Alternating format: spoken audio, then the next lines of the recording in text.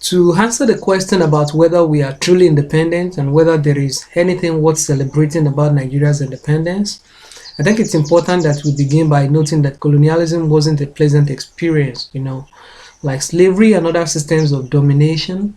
Colonialism denies the agency of the colonized. As a colonized people, we weren't allowed to act for ourselves, we weren't allowed to decide by what rule and by whom we were governed. Our resources were exploited for the development of the colonialist nation. Our traditional cultural ways were rubbished, and the cultural ways of the colonialists became the standard, such that educational and economic opportunities were available to individuals depending on how much they have adapted to the colonialist culture. So, independence was meant to mean the reclamation of agency, the ability to decide by what rule and by whom we are governed, to decide how we want to use our natural resources for development of our country, to decide what cultural ways are best for us and to adopt the ones we consider best. And to some extent, we did make progress at the dawn of independence.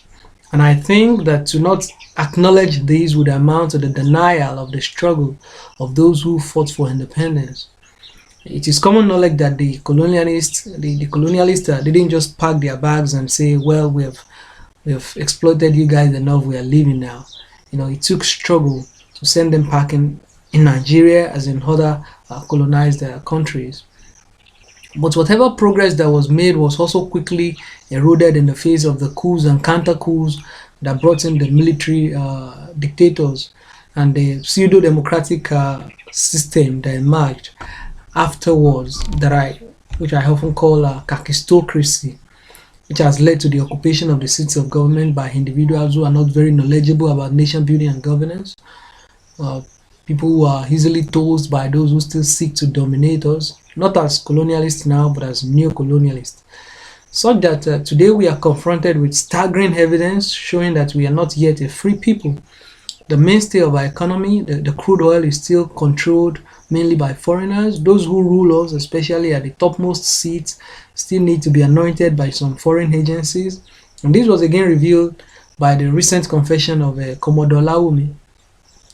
The colonialist language is still the only official means of communication, and the implication of this is that a great bulk of our people are shut out of national conversations. And the chaos that we witness in our country today is not unconnected to all of this. And so it would appear that there is no reason to celebrate.